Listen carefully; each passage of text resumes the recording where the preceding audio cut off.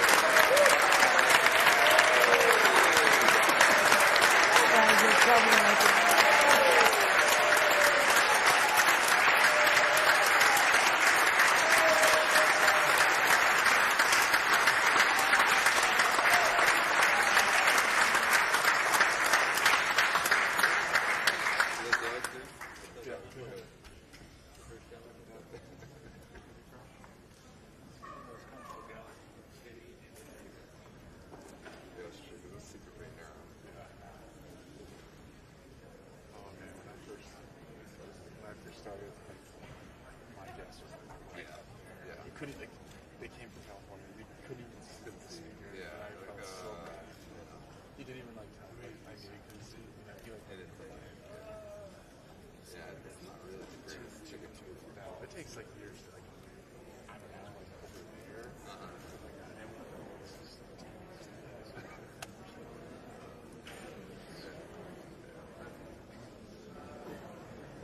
I didn't realize that we even did that by St. Louis. I guess my guest was up there last night. Yeah. I seem to say that you guys had a terrible view last night. Yeah. Yeah, that's fine. I think we probably should do it by seniority. How else are you going to do it? Right, a horizontal organization. Yeah. Either that or a lot of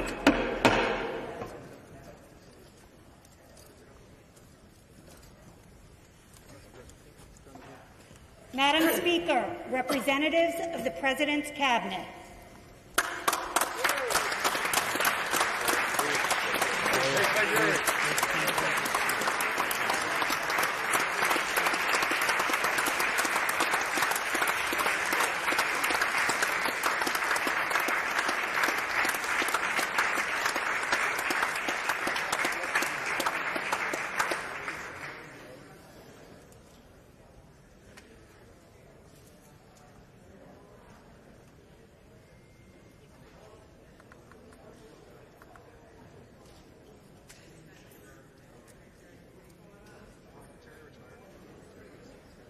Yeah, the one from last time.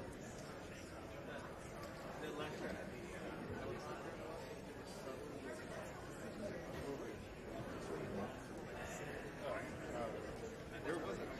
Where's I don't know what to do.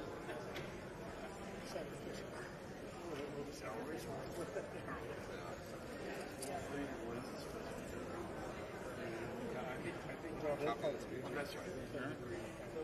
Obama would always have a Obama would always have a copy. Yeah. They might have one of the copies. Obama, remember those? Yeah. And you'll see the press has it. Yeah, you can see they have it. It's a little distracting. So Well, I wanted to see if we could sign it. Yeah, that's what Obama would do. Get Obama. Yeah. Trump had like a nice bounce. Oh, really? Yeah. Oh, wow.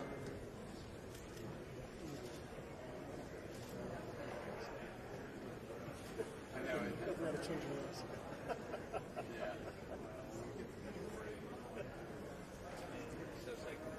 No, I love Yeah. No. I mean, falls in during the. If I fall asleep to my. Yeah. It's a perfect crowd. Yeah. Because Yeah. this is our Number second. 2 just Yeah. No problem. No problem. No problem. I'll sit in the middle seat. You know, like, all flights go. Sorry, I'm about to stay here for a week. You want me to like, Because D-Trip needs me. so teacher from us. Planes can't take off. Is that this summer?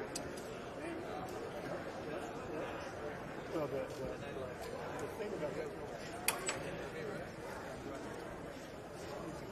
Just standing. he doesn't have to put it in. Sorry to disappoint you this way. What you gonna do it, man?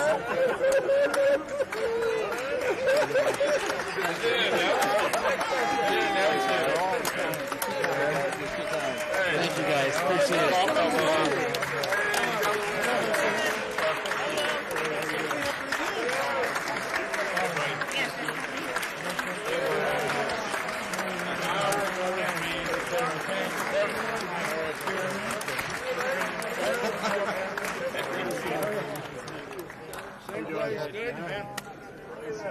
Much better second time. And again. Senator, you did a great job. It's a great entry.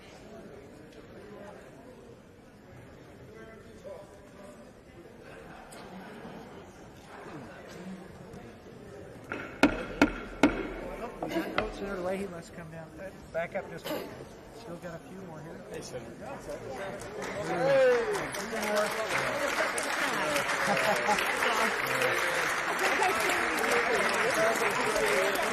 guys are getting more fun.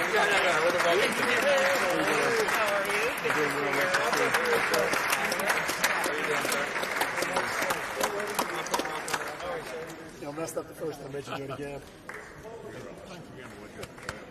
Yeah, I want it.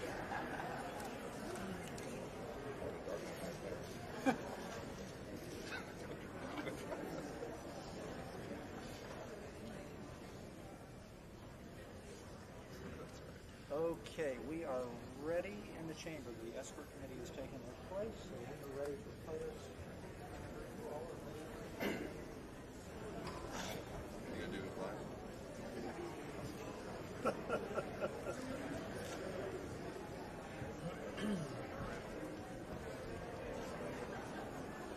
Somewhere Elliot Engel is upset.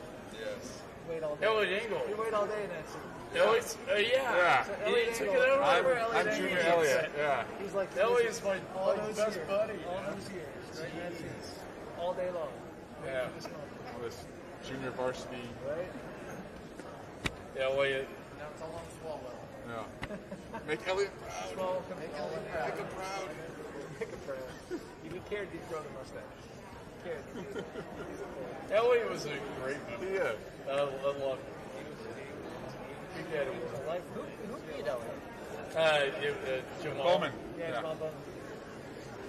Yeah, Elliot. 32 years? Elliot was in for a long time. And he kind of shuffled around. He and Logan like to sing. Yeah, his step. He always said, "Now my steps." He shuffled around. I'm like, Elliot, man, you like a shot of caffeine. You a shot of caffeine.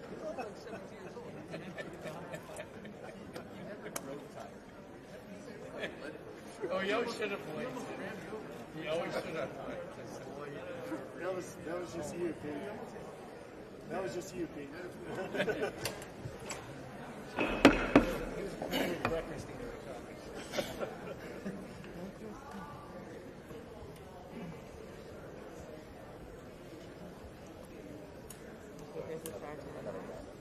Another gavel.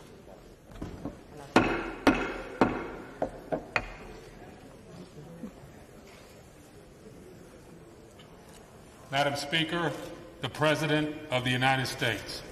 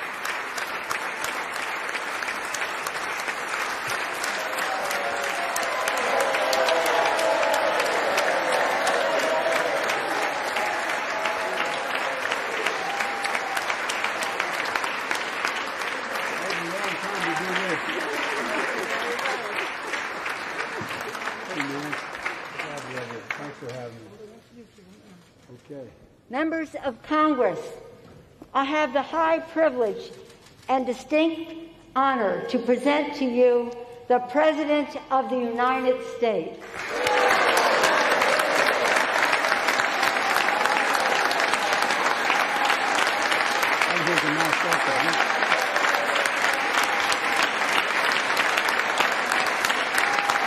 Thank you. Thank you, thank you, thank you. Good to be back.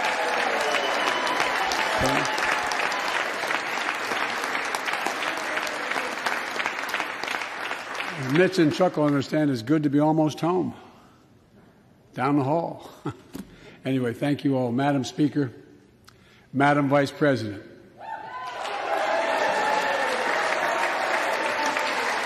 No president has ever said those words from this podium. No president has ever said those words.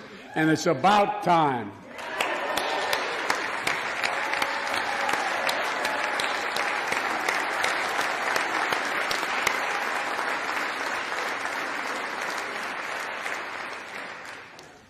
First Lady, I'm her husband. Second Gentleman, Chief Justice, members of the United States Congress and the Cabinet, distinguished guests, my fellow Americans. While the setting tonight is familiar, this gathering is just a little bit different. A reminder of the extraordinary times we're in. Throughout our history, presidents have come to this chamber to speak to Congress, to the nation, and to the world, to declare war, to celebrate peace, to announce new plans and possibilities. Tonight, I come to talk about crisis and opportunity, about rebuilding the nation, revitalizing our democracy, and winning the future for America. I stand here tonight, one day shy of the 100th day of my administration. 100 days since I took the oath of office and lifted my hand off our family Bible and inherited a nation, we all did, that was in crisis. The worst pandemic in a century. The worst economic crisis since the Great Depression. The worst attack on our democracy since the Civil War. Now, after just 100 days, I can report to the nation, America is on the move again.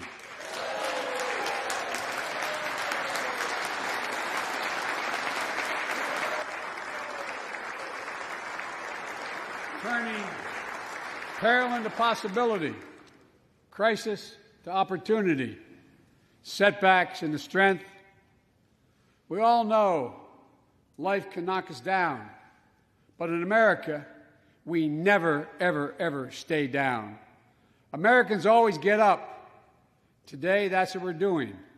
America's rising anew, choosing hope over fear, truth over lies, and light over darkness. After 100 days of rescue and renewal, America is ready for a takeoff, in my view. We're working again, dreaming again, discovering again, and leading the world again. We have shown each other and the world that there's no quit in America, none. 100 days ago, America's house was on fire. We had to act. And thanks to the extraordinary leadership of Speaker Pelosi, Majority Leader Schumer, and the overwhelming support of the American people, Democrats, Independents, and Republicans, we did act. Together we passed the American Rescue Plan, one of the most consequential rescue packages in American history. We're already seeing the results.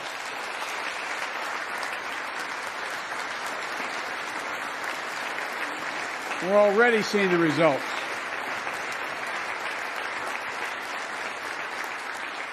After I promised we'd get 100 million COVID-19 vaccine shots into people's arms in 100 days, we will have provided over 220 million COVID shots in those 100 days. Thanks to all the help of all of you. We're marshaling, with your help, everyone's help, we're marshaling every federal resource. We've gotten vaccines to nearly 40,000 pharmacies and over 700 community health centers where the poorest of the poor can be reached.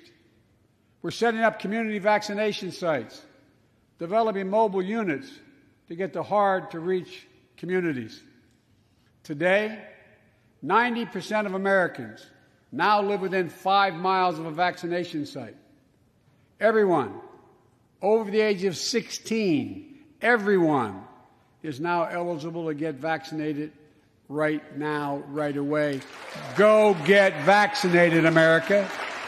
Go and get the vaccination. They're available. You're eligible now.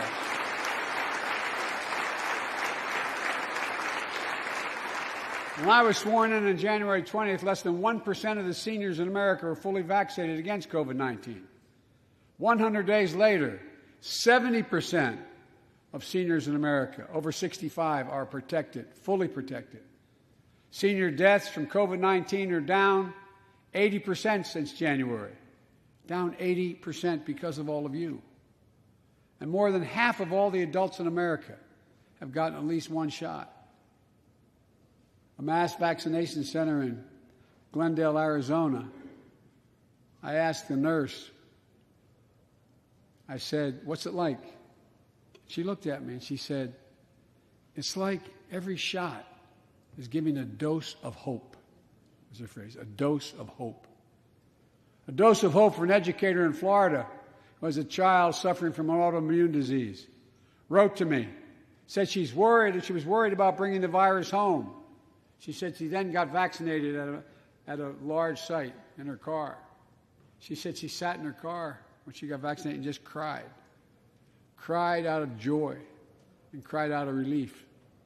Parents, seeing the smiles on their kids' faces for those who are able to go back to school because the teachers and school bus drivers and cafeteria workers have been vaccinated.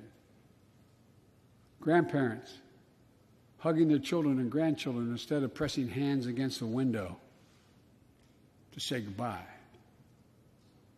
It means everything. Those things mean everything.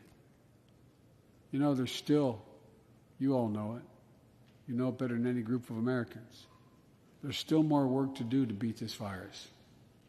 We can't let our guard down. But tonight, I can say, because of you, the American people, our progress these past 100 days against one of the worst pandemics in history has been one of the greatest logistical achievements this country's ever seen. What else have we done in those first 100 days?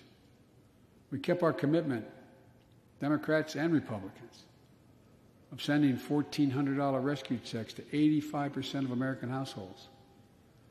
We've already sent more than 160 million checks out the door. It's making a difference. You all know it when you go home. For many people, it's making all the difference in the world.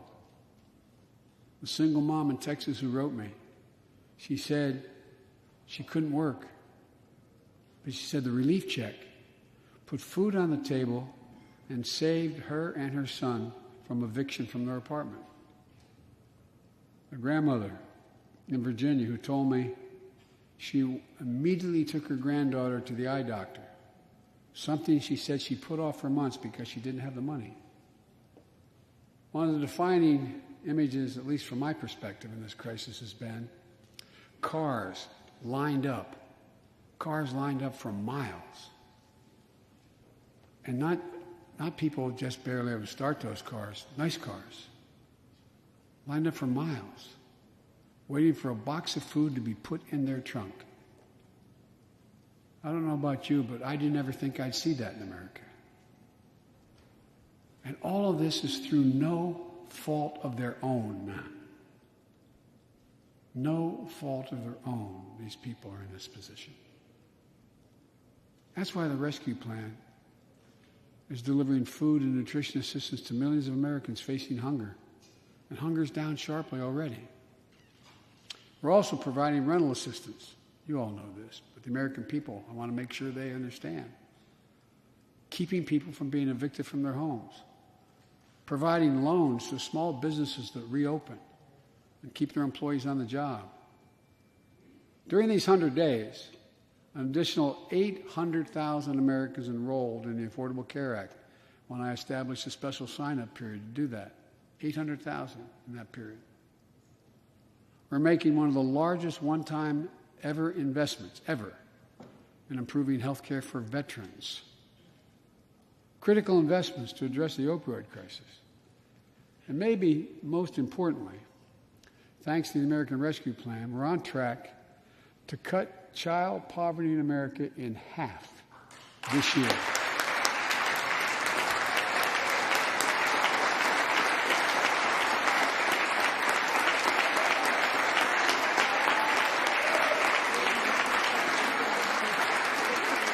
And in the process, while this was all going on, the economy created more than 1,300,000 new jobs in 100 days. More jobs in the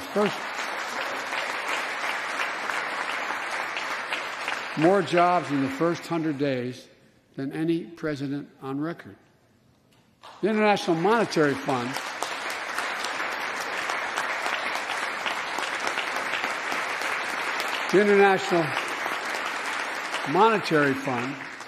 is now estimating our economy will grow at a rate of more than 6% this year. That will be the fastest pace of economic growth in this country in nearly 4 decades.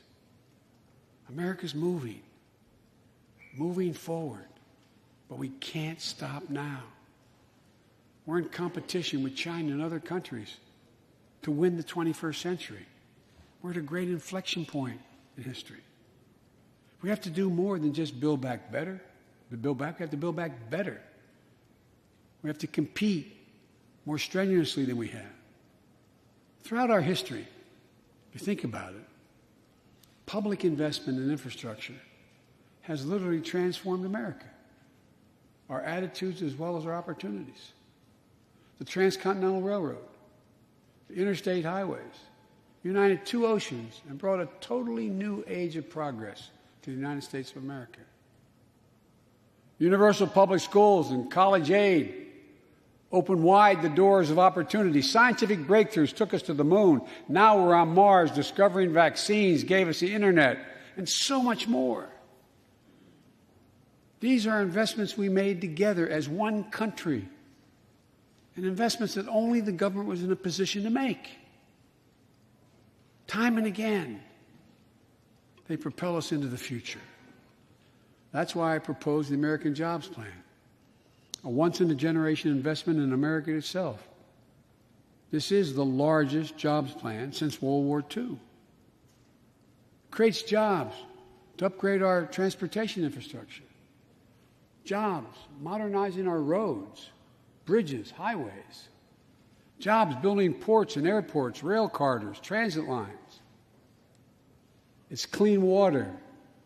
And today, up to 10 million homes in America and more than 400,000 schools and child care centers have pipes with lead in them, including drinking water. A clear and present danger to our children's health.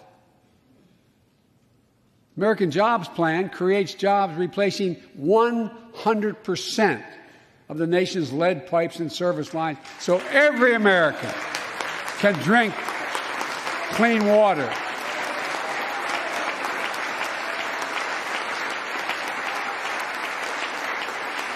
And in the process, will create thousands and thousands of good-paying jobs. It creates jobs connecting every American with high-speed internet, including 35% of the rural America that still doesn't have it. This is going to help our kids and our businesses succeed in the 21st century economy. And I'm asking the Vice President to lead this effort, if she would, because I know it will get done. Creates jobs building a modern power grid. Our grids are vulnerable to storms, hacks, catastrophic failures with tragic results, as we saw in Texas and elsewhere during the winter storms. The American Jobs Plan will create jobs that lay thousands of miles of transmission lines needed to build a resilient and fully clean grid. We can do that. Look, the American Jobs Plan will help millions of people get back to their jobs and back to their careers. 2 million women have dropped out of the workforce during this pandemic. 2 million. And too often because they couldn't get the care they needed to care for their child or care for an elderly parent who needs help. 800,000 families are on the Medicare waiting list right now to get home care for their aging parent or loved one with disability. If you think it's not important, check out in your own district, Democrat or Republican, Democrat or Republican voters. Their great concern, almost as much as their children, is taking care of an elderly loved one who can't be left alone. Medicaid contemplated it, but this plan is going to help those families and create jobs for our caregivers with better wages and better benefits, continuing a cycle of growth. For too long, we've failed to use the most important word when it comes to meeting the climate crisis: jobs. Jobs. Jobs.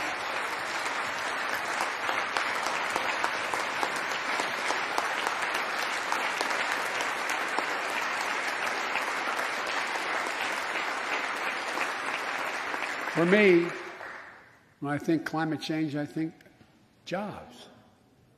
The American Jobs Plan will put engineers and construction workers to work building more energy-efficient buildings and homes.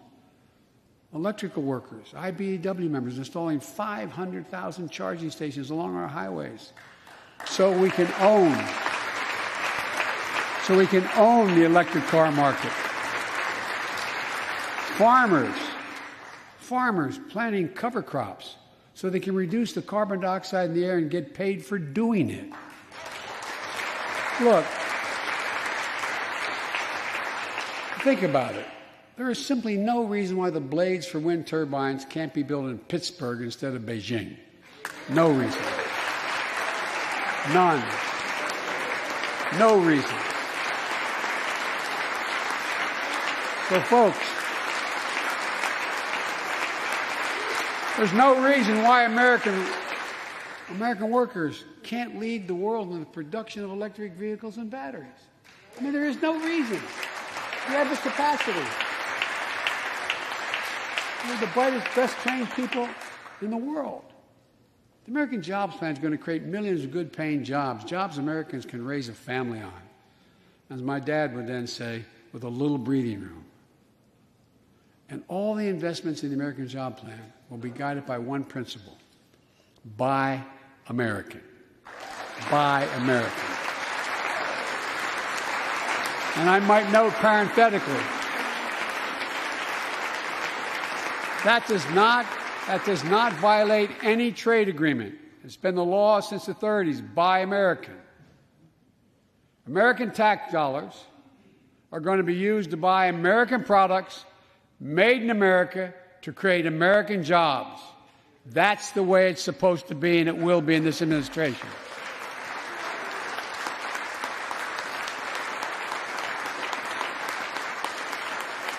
And I made it clear to all my cabinet people, their ability to give exemptions has been strenuously limited. It will be American products. Now, I know some of you at home are wondering whether these jobs are for you. So many of you, so many of the folks I grew up with, feel left behind, forgotten, in an economy that's so rapidly changing. It's frightening. I want to speak directly to you, because you think about it. That's what people are most worried about. Can I fit in? Independent experts estimate the American Jobs Plan will add millions of jobs and trillions of dollars to economic growth in the years to come. It is an 8-year program. These are good-paying jobs that can't be outsourced. Nearly 90% of the infrastructure jobs created in the American Jobs Plan do not require a college degree. 75% don't require an associate's degree. The American Jobs Plan is a blue-collar blueprint to build America. That's what it is.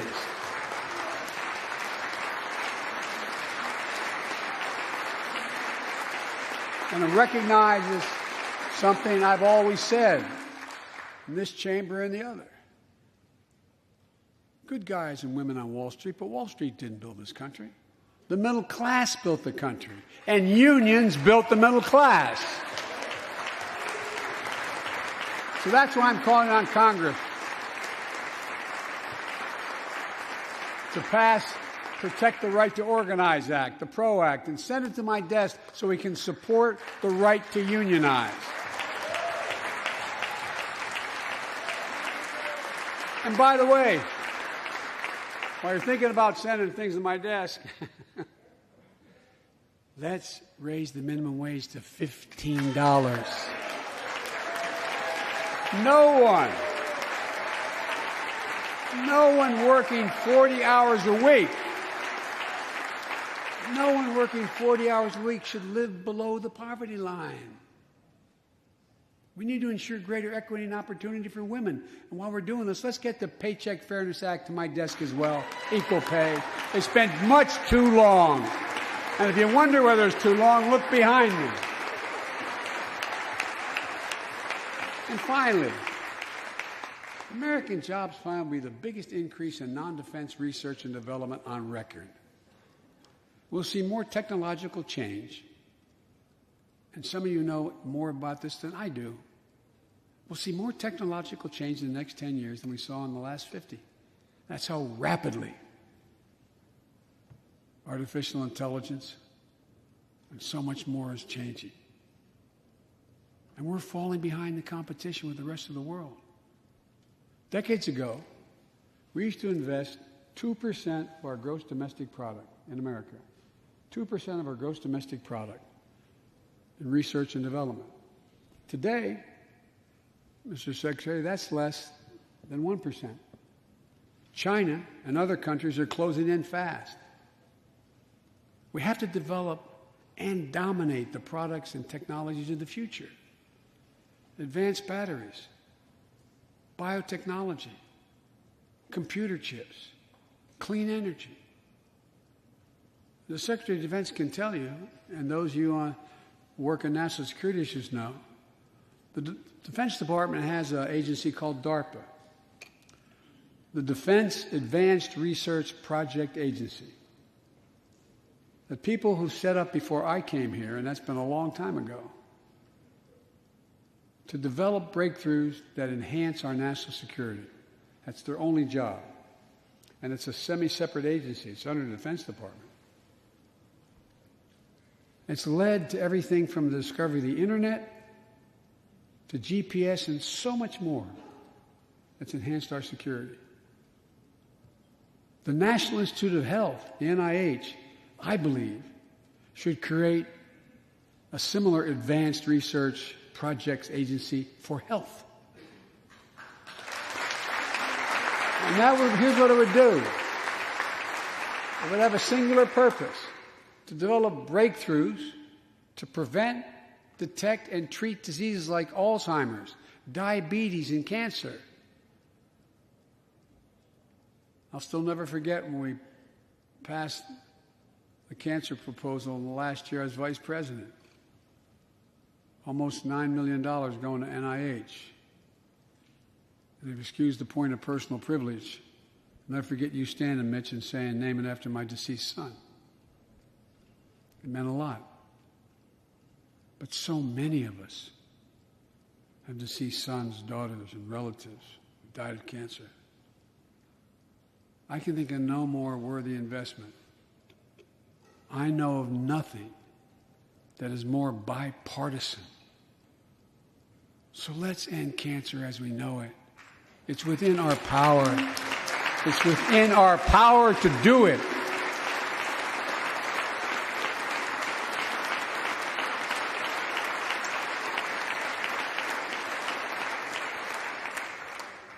Investments in jobs and infrastructure like the ones we're talking about have often had bipartisan support in the past. Vice President Harris and I met regularly in the Oval Office with Democrats and Republicans and discussed the jobs plan. And I applaud a group of Republican senators who just put forward their own proposal. So let's get to work. I wanted to lay out before the Congress my plan before we got into the deep discussions. I'd like to meet with those who have ideas that are different, they think are better. I welcome those ideas. But the rest of the world is not waiting for us. I just want to be clear. From my perspective, doing nothing is not an option.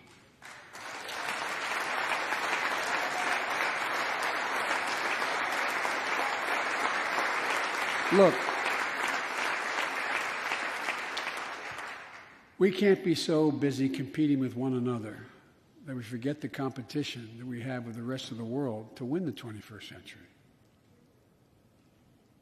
Secretary Blinken can tell you, I spent a lot of time with President Xi. Traveled over 17,000 miles with him.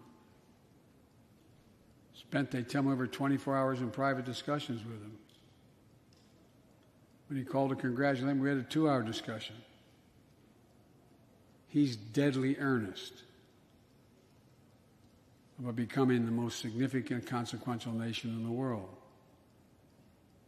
He and others, autocrats, think that democracy can't compete in the 21st century with autocracies because it takes too long to get consensus. To win that competition for the future, in my view, we also need to make a once-in-a-generation investment in our families and our children.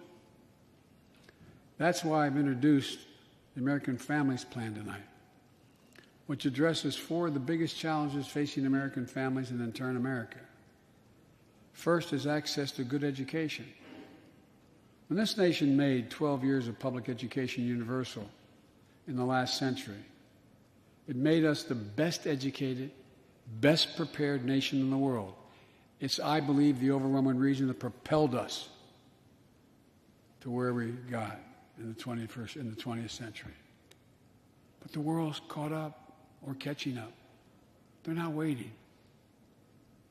I would say parenthetically, if we were sitting down, we set a bipartisan committee together and said, okay, we're going to decide what we do in terms of government providing for free education. I wonder whether we'd think, as we did in the 20th century, that 12 years is enough in the 21st century. I doubt it. 12 years is no longer enough today to compete with the rest of the world in the 21st century. That's why my American Families Plan guarantees 4 additional years of public education for every person in America, starting as early as we can. The great universities in this country have conducted studies of the last 10 years.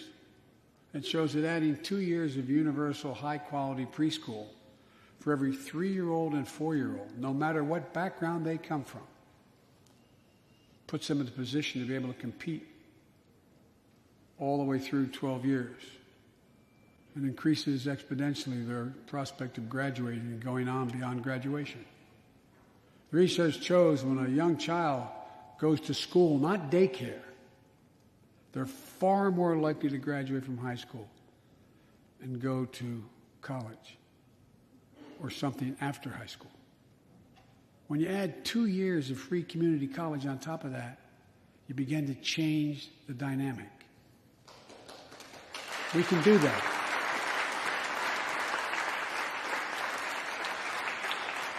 And we'll increase Pell Grants and invest in historical black colleges and universities, tribal colleges, minority-serving institutions. The reason is they don't have the endowments. But their students are just as capable of learning about cybersecurity, just as capable of learning about metallurgy, all the things that are going on that provide those jobs of the future. Jill is a community college professor who teaches today as First Lady. She's long said,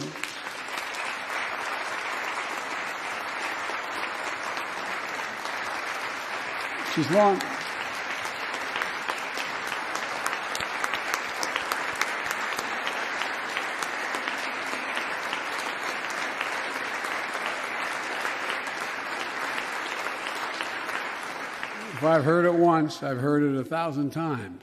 Joe, any country that out-educates us is going to outcompete us. She'll be deeply involved in leading this effort. Thank you, Jill. Second thing we need, American Families Plan will provide access to quality, affordable child care. We guarantee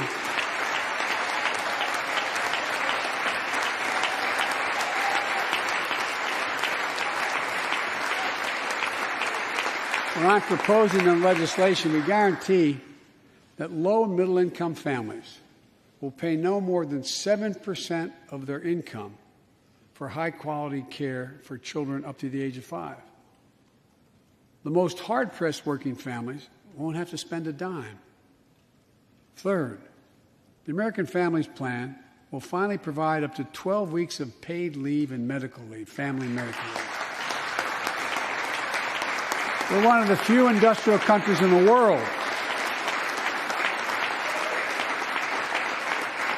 No one should have to choose between a job and a paycheck or taking care of themselves and their loved ones or parent or spouse or child. And fourth, the American Family Plan puts directly into the pockets of millions of Americans. In March, we expanded tax credit for every child in a family, up to $3,000 per child if they're under 6 years of age. Over 6 years of age. And $3,600 for children over 6 years of age. With 2 parents, 2 kids, that's $7,200 in the pockets that are going to help take care of your family. And that will help more than 65 million children and help cut child care poverty in half. And we can afford it. So we did that in the last piece of legislation we passed. But let's extend that child care tax credit at least through the end of 2025.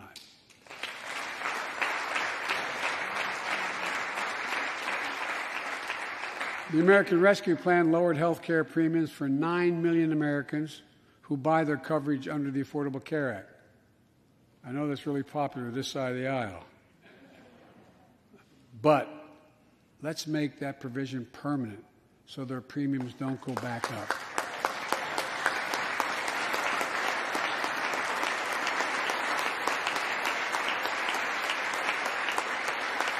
In addition to my family's plan, I'm going to work with Congress to address this year other critical priorities for American families. The Affordable Care Act has been a lifeline for millions of Americans, protecting people with pre-existing conditions, protecting women's health, and the pandemic has demonstrated how badly it's needed. Let's lower deductibles for working families on the Affordable Care Act. And let's lower prescription drug costs. We know how to do this.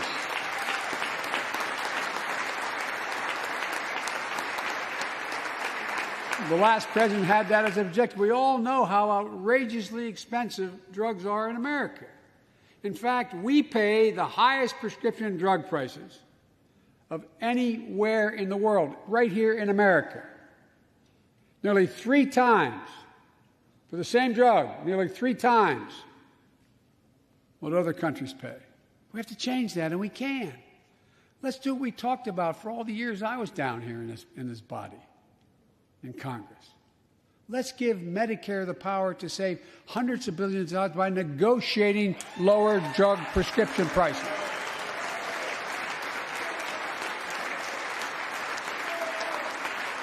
And by the way, it won't just help people on Medicare. Lower prescription drug costs for everyone. And the money we save, which is billions of dollars, can go to strengthen the Affordable Care Act and expand Medicare coverage benefits without costing taxpayers an additional penny. It's within our power to do it. Let's do it now.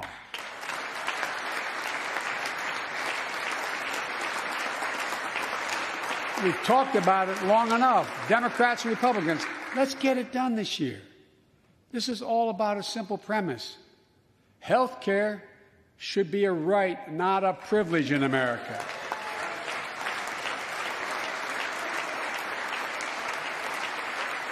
So,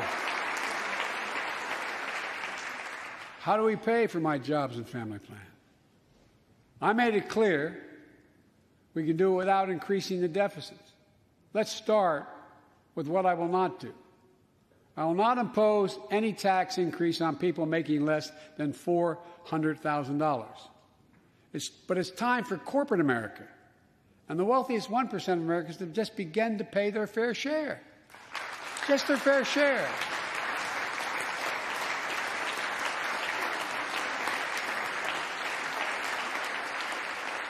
Sometimes I have arguments with my friends in the Democratic Party.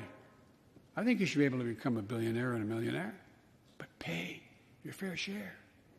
A recent study shows that 55 of the nation's biggest corporations paid 0 federal tax last year.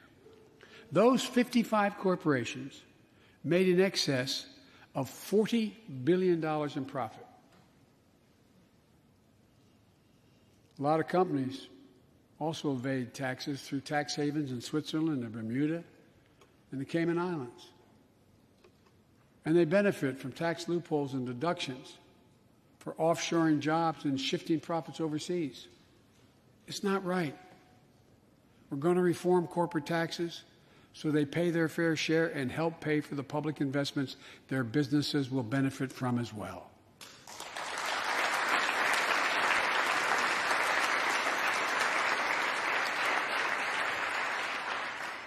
We're going to reward work, not just wealth. We take the top tax bracket for the wealthiest 1% of Americans, those making over $400,000 or more, back up to where it was when George W. Bush was president, when he started, 39.6%.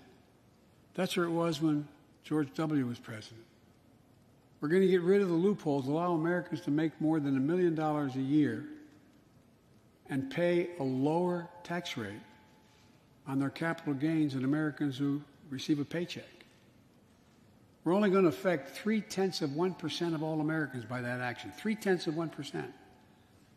And the IRS is going to crack down on millionaires and billionaires who cheat on their taxes. It's estimated to be billions of dollars by think tanks that are left, right, and center. I'm not looking to punish anybody. But I will not add a tax burden, additional tax burden to the middle class in this country. They're already paying enough.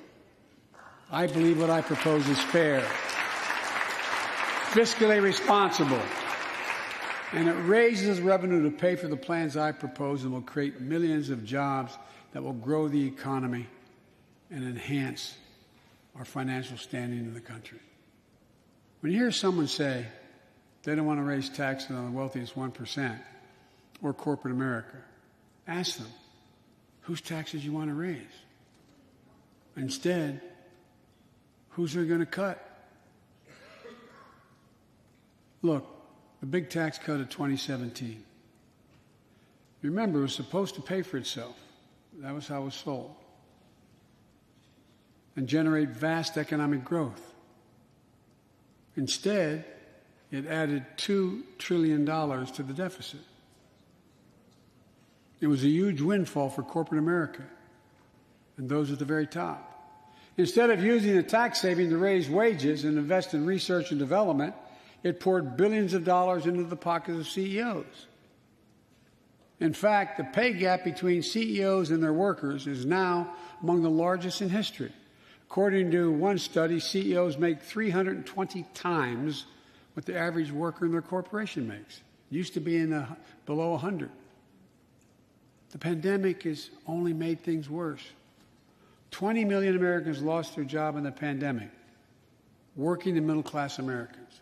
At the same time, roughly 650 billionaires in America saw their net worth increase by more than $1 trillion in the same exact period. Let me say it again. 650 people increased their wealth by more than $1 trillion during this pandemic. And they're now worth more than $4 trillion. My fellow Americans, trickle down economics has never worked. And it's time to grow the economy from the bottom and the middle out.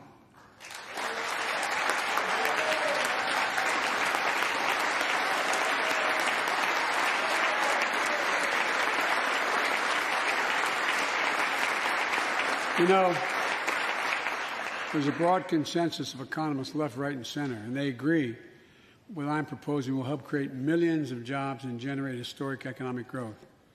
These are among the highest values investments we can make as a nation. I've often said our greatest strength is the power of our example, not just the example of our power.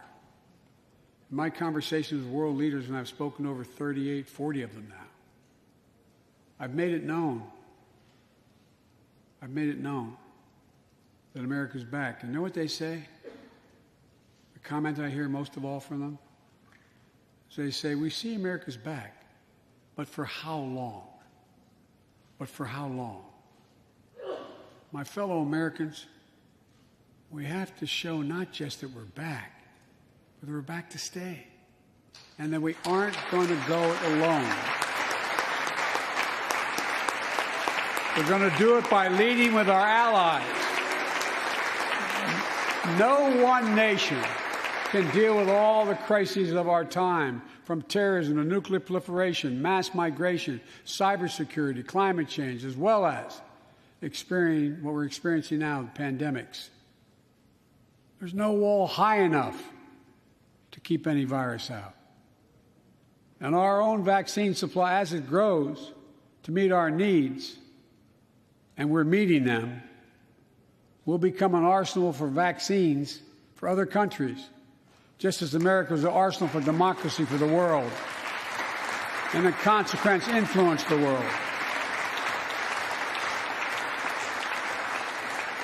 But every American will have access before that occurs. Every American will have access to be fully covered by COVID-19 from the vaccines we have.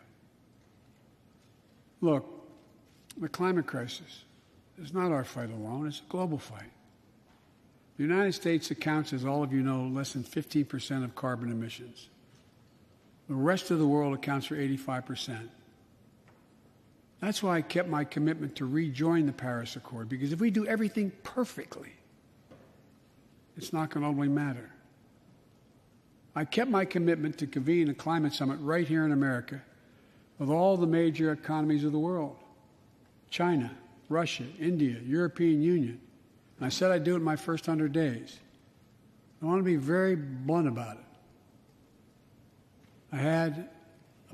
My attempt was to make sure that the world could see there was a consensus, that we are at an inflection point in history.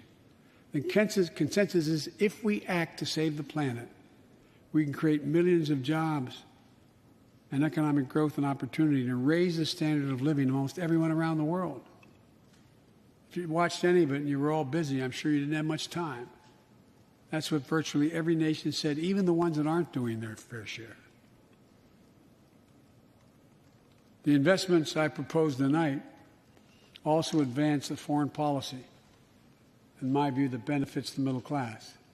That means making sure every nation plays by the same rules in the global economy, including China. In my discussion with President Xi, I told him, we welcome the competition. We're not looking for conflict. But I made absolutely clear that we will defend America's interest across the board. America will stand up to unfair trade practices that undercut American workers and American industries, like subsidies from state to state-owned operations and enterprises, and the theft of American technology and intellectual property. I also told President Xi that we'll maintain a strong military presence in the Indo-Pacific, just as we do with NATO and Europe. Not to start a conflict, but to prevent one.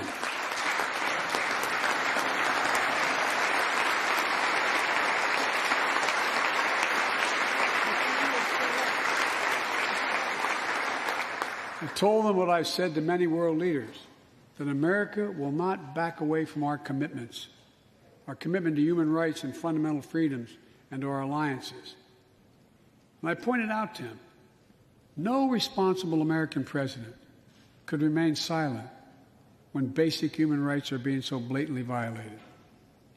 An American president has to represent the essence of what our country stands for. America is an idea, the most unique idea in history. We are created, all of us, equal. It's who we are. And we cannot walk away from that principle and, in fact, say we're dealing with the American idea. With regard to Russia, I know it concerns some of you, but I made very clear to Putin that we're not going to seek escalation, but their actions will have consequences. They turn out to be true, and they turned out to be true. So I responded directly and proportionally to Russia's interference in our elections and the cyber attacks on our government and our business. They did both of these things, and I told them we would respond, and we have. But we can also cooperate when it's our mutual interest. We did it when we extended the New START Treaty on nuclear arms, and we're working to do it on climate change. But he understands we will respond. On Iran and North Korea, nuclear programs that present serious threats to American security and the security of the world. We're going to be working closely with our allies to address the threats posed by both of these countries through diplomacy as well as stern deterrence. And American leadership means ending the forever war in Afghanistan. We have,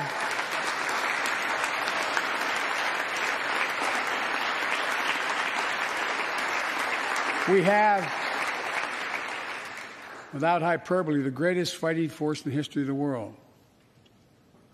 I'm the first president in 40 years who knows what it means to have a son serving in a war zone. Today, we have service members serving in the same war zone as their parents did. We have service members in Afghanistan who are not yet born on 9/11. The war in Afghanistan, as we remember the debates here, were never meant to be multi-generational undertakings of nation building. We went to Afghanistan to get the terrorists who attacked us on 9/11. And we said we would follow Osama bin Laden to the gates of hell to do it. If you've been in the upper Konar Valley, you've kind of seen the gates of hell. And we delivered justice to bin Laden. We degraded the terrorist threat of al-Qaeda in Afghanistan. And after 20 years of valor, and sacrifice, it's time to bring those troops home. Look,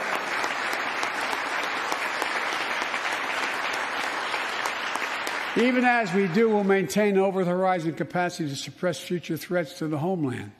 And make no mistake, in 20 years, terrorism has metastasized. The threat has evolved way beyond Afghanistan.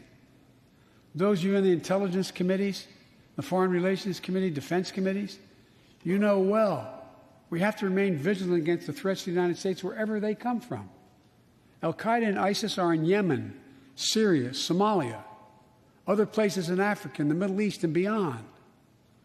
And we won't ignore what our intelligence agencies have determined to be the most lethal terrorist threat to the homeland today. White supremacy is terrorism. We're not going to ignore that either.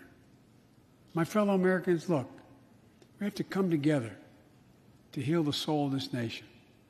It was nearly a year ago before her father's funeral when I spoke with Gianna Floyd, George Floyd's young daughter.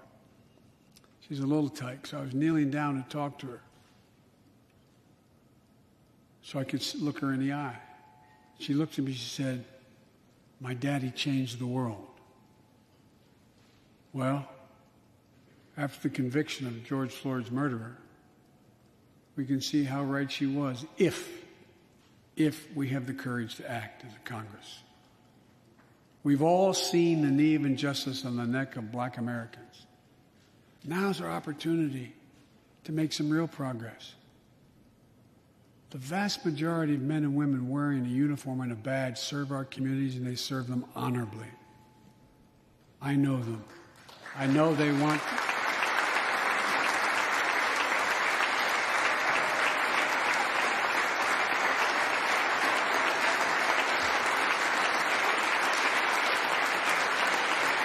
I know they want to help meet this moment as well. My fellow Americans, we have to come together to rebuild trust between law enforcement and the people they serve, to root out systemic racism in our criminal justice system, and to enact police reform in George Floyd's name that passed the House already.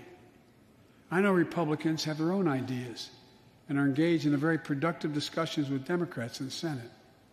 We need to work together to find a consensus. But let's get it done next month, by the first anniversary of George Floyd's death.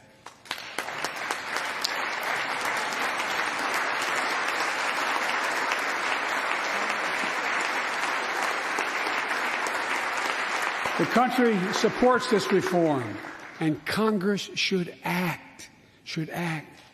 We have a giant opportunity to bend the arc of the moral universe toward justice, real justice.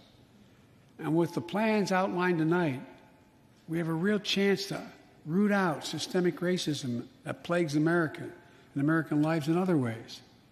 A chance to deliver real equity, good jobs, good schools, affordable housing, clean air, clean water, being able to generate wealth and pass it down through generations because you have access to purchase a house. Real opportunities in the lives of more Americans, black, white, Latino, Asian Americans, Native Americans. Look, I also want to thank the United States Senate for voting 94-1 to pass the COVID-19 Hate Crimes Act to protect Asian American and Pacific Islanders. You acted decisively. You can see on television the viciousness of the hate crimes we've seen over the past year and for too long. I urge the House to do the same and send that legislation to my desk, which I will gladly, anxiously sign. I also hope Congress will get to my desk the Equality Act to protect LGBTQ Americans. For all transgender Americans watching at home, especially young people, you're so brave. I want you to know your president has your back. Another thing, let's authorize the Violence Against Women Act, which has been law for 27 years.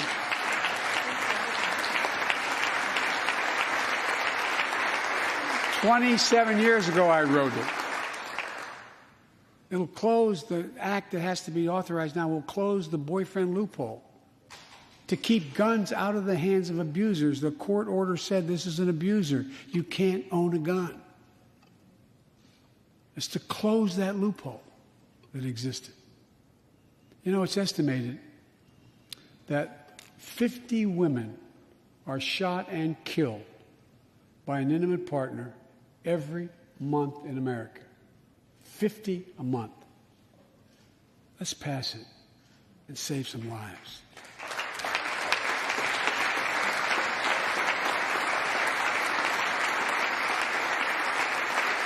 And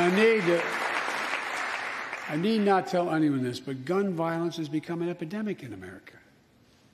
The flag at the White House was still flying at half-mast for the 8 victims of the mass shooting in Georgia, when 10 more lives were taken in a mass shooting in Colorado. And in the week in between those two events, 250 other Americans were shot dead in the streets of America. 250 shot dead. I know how hard it is to make progress on this issue. In the 90s, we passed universal background checks, a ban on assault weapons and high-capacity magazines that hold 100 rounds that can be fired off in seconds. We beat the NRA. Mass shootings and gun violence declined. Check out the report over 10 years. But in the early 2000s, the law expired.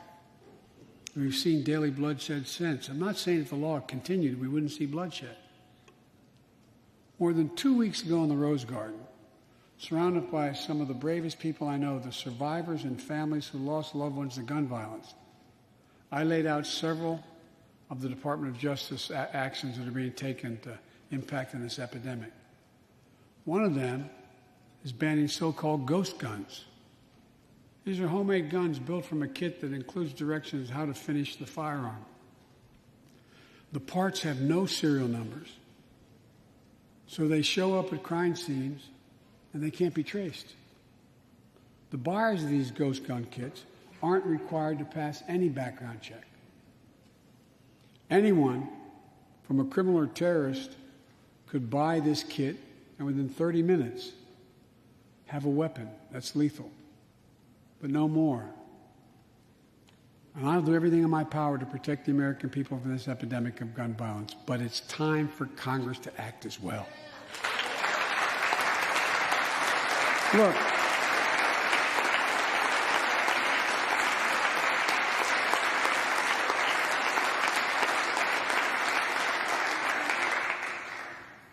I don't want to become confrontational, but we need more Senate Republicans to join the overwhelming majority of Democratic colleagues and close the loopholes required in background check purchases of guns. We need a ban on assault weapons and high-capacity magazines. And don't tell me it can't be done. We did it before and it worked. Talk to most responsible gun owners and hunters. They'll tell you there's no possible justification for having 100 rounds in a weapon. What do you think, deer are wearing Kevlar vests? I mean, they'll tell you that there are too many people today who are able to buy a gun but shouldn't be able to buy a gun. These kinds of reasonable reforms have overwhelming support from the American people, including many gun owners. The country supports reform, and Congress should act. This shouldn't be a red or blue issue. And no amendment to the Constitution is absolute. You can't yell fire in a crowded theater. From the very beginning, there were certain guns, weapons, that could not be owned by Americans. Certain people could not own those weapons ever. We're not changing the Constitution. We're being reasonable. I think this is not a Democrat or Republican issue. I think it's an American issue. And here's what else we can do. Immigration has always been essential to America. Let's end our exhausting war over immigration. For more than 30 years, politicians have talked about immigration reform, and we've done nothing about it. It's time to fix it. On day one of my presidency, I kept my commitment and sent a comprehensive immigration bill to the United States Congress. If you believe we need to secure the border, pass it because it has a lot of money for high-tech border security. If you believe in a pathway to citizenship, pass it. There's over 11 million undocumented folks, the vast majority of here overstaying visas. Pass it. We can actually, if you actually want to solve a problem, I've sent a bill to take a close look at it. We also have to get at the root problem of why people are fleeing, particularly to our southern border from Guatemala, Honduras, and El Salvador. The violence, the corruption, the gangs, the political instability, hunger, hurricanes, earthquakes, natural disasters. When I was president, when I was vice president, the president asked me to focus on providing help needed to address the root causes of migration. And it helped keep people in their own countries instead of being forced to leave. The plan was working, but the last administration decided it was not worth it. I'm restoring the program and asked Vice President Harris to lead our diplomatic effort to take care of this. I have absolute confidence she'll get the job done. Now look, if you don't like my plan, let's at least pass what we all agree on. Congress needs to pass legislation this year to finally secure protection for dreamers. The young people who've only known America as their home. And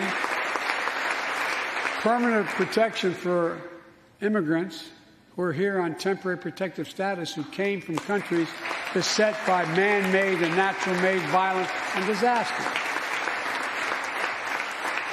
As well as a pathway to citizenship for farm workers who put food on our tables. Look, immigrants have done so much for America during this pandemic and throughout our history. The country supports immigration reform. We should act. Let's argue over it. Let's debate it. But let's act. And if we truly want to restore the soul of America, we need to protect the sacred right to vote. Most people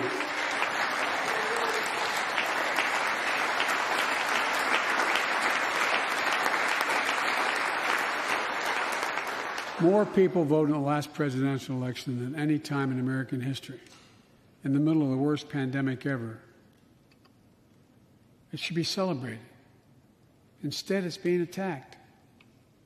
Congress should pass H.R. 1 and the John Lewis Voting Rights Act and send it to my desk right away.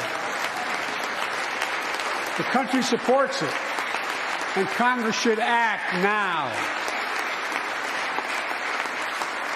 Look, in conclusion, as we gather here tonight, the image of a violent mob assaulting this Capitol, desecrating our democracy, remain vivid in all our minds. Lives were put at risk, many of your lives. Lives were lost.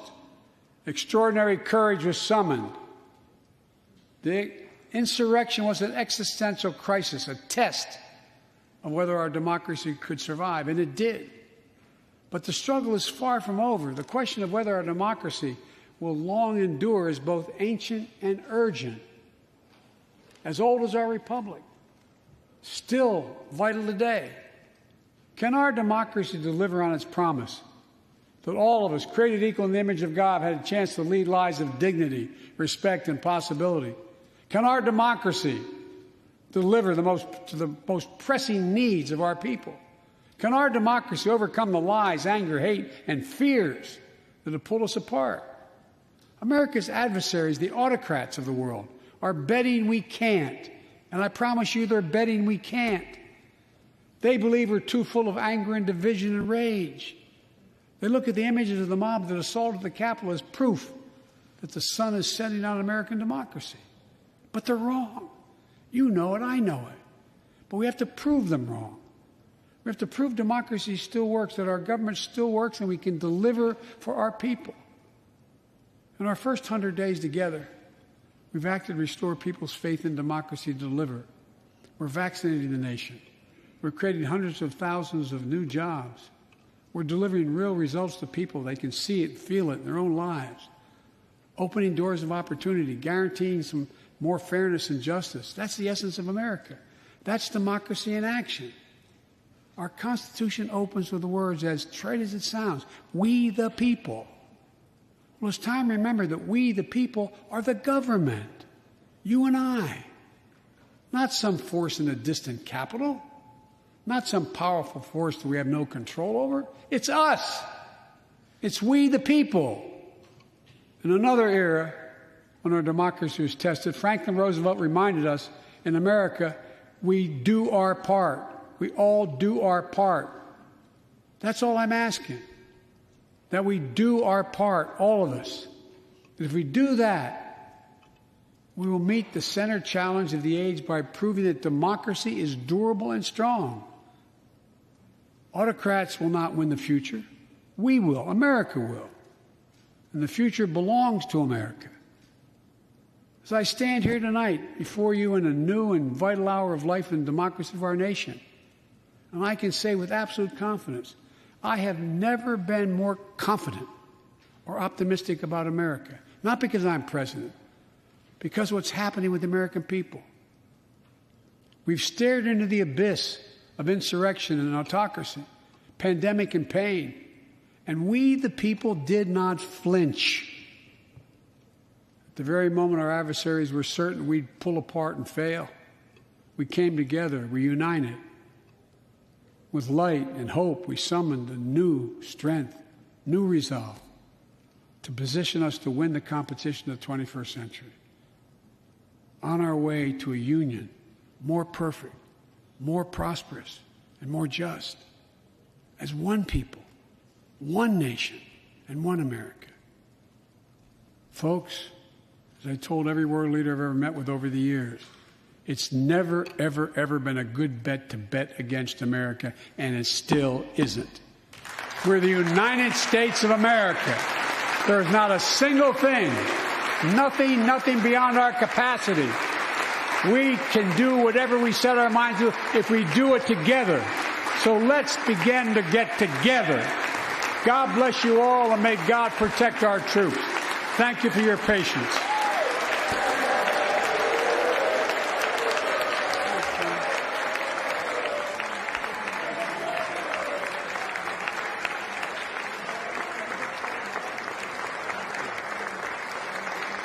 Thank you. Thank you.